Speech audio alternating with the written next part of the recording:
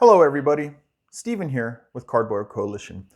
And today I figured I would bring you guys a kind of what is party games, and as the thumbnail will say, let's get rid of that party game shame, right?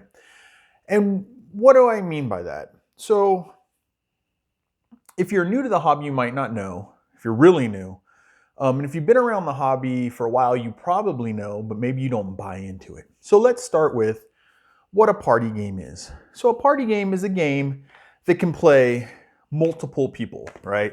And multiple, more than 4. So you're probably looking at, I would argue, almost more than 5. So you're looking at 6 or more players. I mean, it depends, but it's for a large group of players. A party game's for a large group of players. And it tends to be a fairly simple game to understand, to learn, to play. Those are party games. Plus, I think this is my party one. All right, Exploding Kittens, the party game one. That's just, it plays up to 10 players.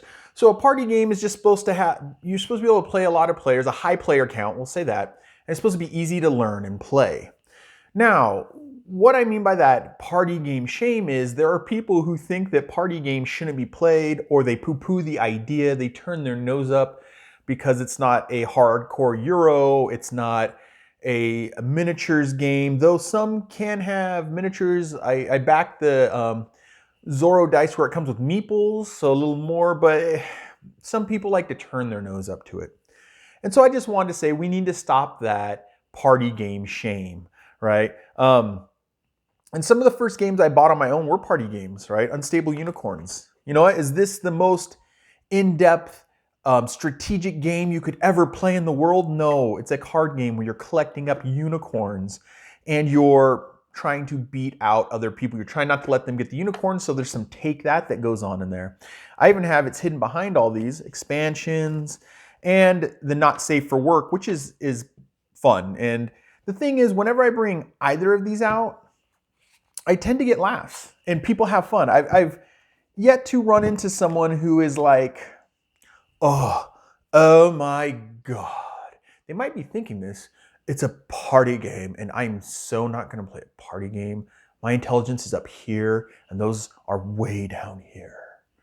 Who cares? Are people having fun? What's the point to a game? Yes, there are solo games that you can go out and play solo, but the idea of games, especially a tactile game, a board game, a card game, a tabletop game, a war game, is to get together with other people and tangibly move things around on a table, be it cards or dice or meeple or miniatures or what have you, right? So I find it interesting when people kind of poo-poo those party games, and sometimes they have reasons. I have friends who don't like Ultimate Werewolf. I think they had a bad shake at it, but every time I break out Ultimate Werewolf, people tend to have fun. Really simple party game. Zombie dice, yes, I'm going to say this is a party game. It's just dice and you roll and you can have as many players as you want. Every time I bring this out, people enjoy it. Every time this comes out, people will sit down at the table to play. The same with, like I said, Exploding Kittens. And some of them are just silly, right?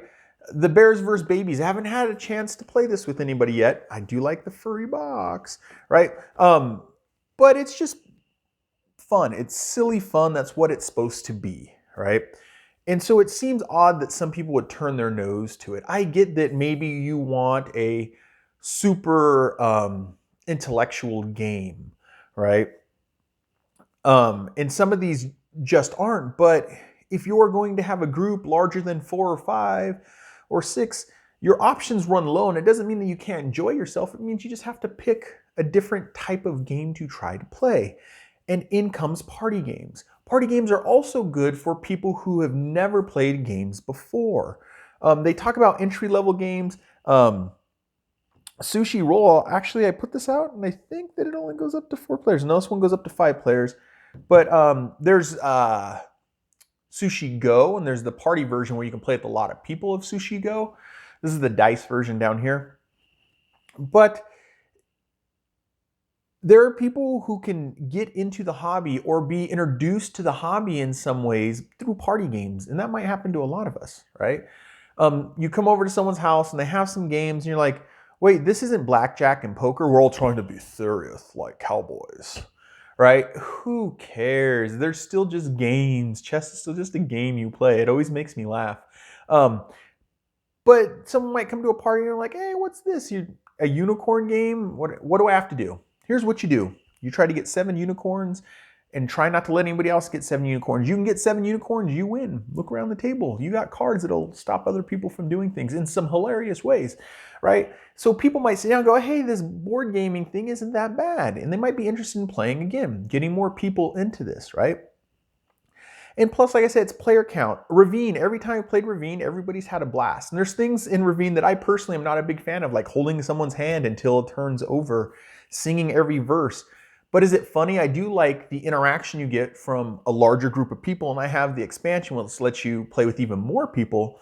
It's fun, right? It's just meant to be fun. It's not meant to show that you're the most intelligent person in the room, you're the best strategist. It's just meant to get people together and have fun. So why be afraid of these?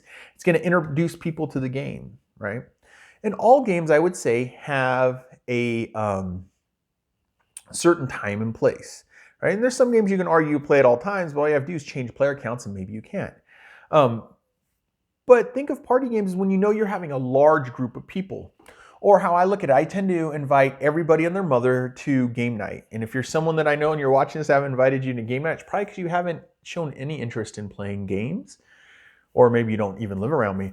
But I tend to invite everybody because I don't care. If we have 11 people sitting there, we can play party games. Let's play 3, 4 party games in a night. We all chuckle and laugh, eat some food, have some drinks, and go home, right? If only 4 or 5 people show up, then we can get one of those harder games out, or we can get one of the role-playing games, or we can get one of those miniature games out. So part of it's being flexible, but it's understanding that all games have their place, and there's no reason not to like party games, besides that you feel like you're super intelligent and you need intelligent games. And one of the things I have found is people who tend to generally, that I've known, that I've seen so far, that generally don't like party games, the ones they do like, they tend to be the more thinking, so they can feel like they're really good at it. I've heard some people complain about the take that kind of thing, but it's a party game. Or the lying, or you have like your coup game and stuff like that. The lying aspect. Yeah, I'm not a big fan of lying myself, but it's a game. It's what you're supposed to do in the game.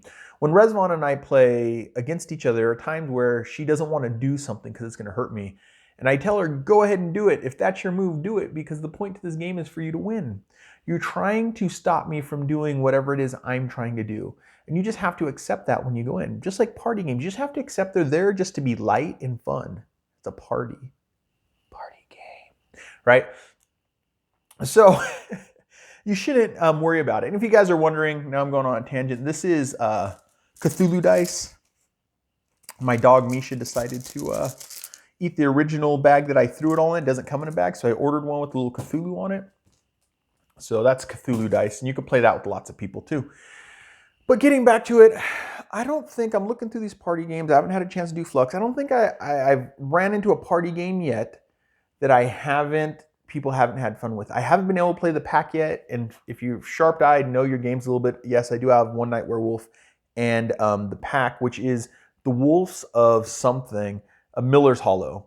The Wolves of Miller's Hollow, which is a lot like One Night Werewolf, right? I got this for dirt cheap. I want to say pennies on the dollar cheap. And so it was all of it, and I was trying to fill one of those big online stores for games, and I just need a little bit more to push me over to get that free shipping, and I thought, might as well get it. But I do want to jump into it. It looks like it's maybe a little more in depth than One Night Werewolf, but it's the same thing. But I haven't had anybody not like the game. I haven't had anybody sit there and go, well, it was all right. Usually party games get people to sit down and laugh and have fun. They're light, easy to follow. You want to make it harder, and if you're an adult, throw in drinks or whatever you like to use to get a little more loose and have fun. And then the shenanigans go even further. That's the whole point to party games. It's just supposed to be fun, quick, easy to learn. So to end the video, I just want to say, don't poo-poo party games so much. They can be fun. They might be an entry for someone else that goes, oh, this game thing's not so bad. It's fun. And instead of looking at someone who's like, party, okay, I guess I'll play it. They're going to start thinking, what's wrong with it?